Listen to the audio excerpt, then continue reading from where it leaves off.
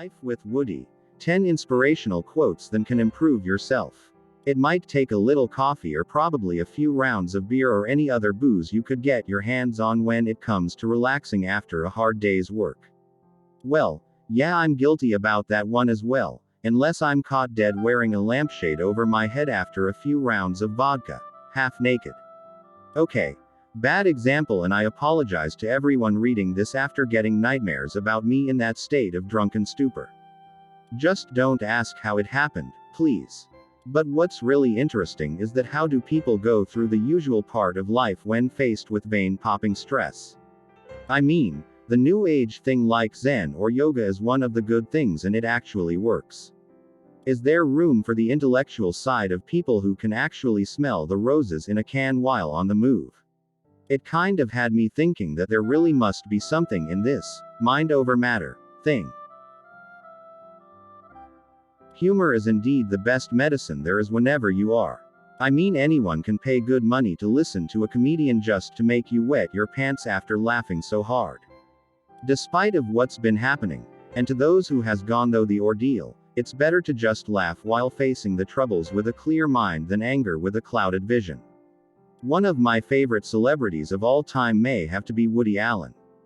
Now this is one guy who gives you the in-your-face bluntness that he pulls out with gusto, even without even trying.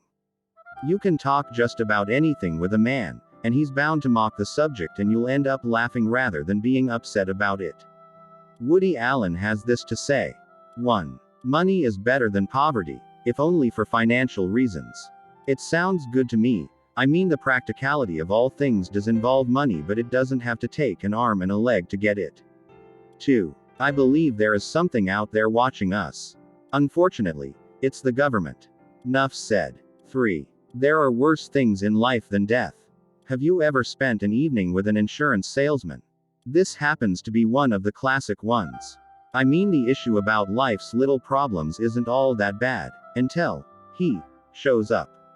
Sure, relationships can get complicated, or does have its complications that probably any author about relationships is bound to discover it soon. We follow what our heart desires, unless you're talking about the heart as in the heart that pumped blood throughout your body. 4. Love is the answer, but while you're waiting for the answer, sex raises some pretty interesting questions. And if you want more, just keep on asking. 5. A fast word about oral contraception. I asked a girl to go to bed with me, she said, no. It sounds practical, I think. And when it comes to everyday life, he really knows how to make the best out of every possible scenario, and it doesn't involve a lawsuit if he strikes a nerve. 6. Basically, my wife was immature. I'd be at home in the bath and she'd come in and sink my boats. I never had a boat in my bathtub before. Just staring at it while soaking in hot water makes me seasick already. 7. I am not afraid of death, I just don't want to be there when it happens. If it rains, it pours. 8. I am thankful for laughter, except when milk comes out of my nose. It could get worse when you're guzzling on beer or mouthwash, and it happened to me once. 9. If you want to make God laugh, tell him about your plans. At least he doesn't smite us with lightning, and I'm thankful for that. And despite of what may happen to all of us in the next 10, 20, or even 30 years, I guess we all have to see things in a different kind of light and not just perspective.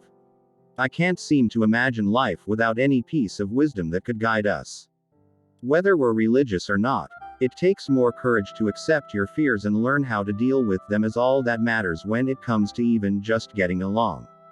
And to sum things up, here is the last nugget of wisdom to go by, however, whenever, and wherever we may be. 10. The talent for being happy is appreciating and liking what you have, instead of what you don't have.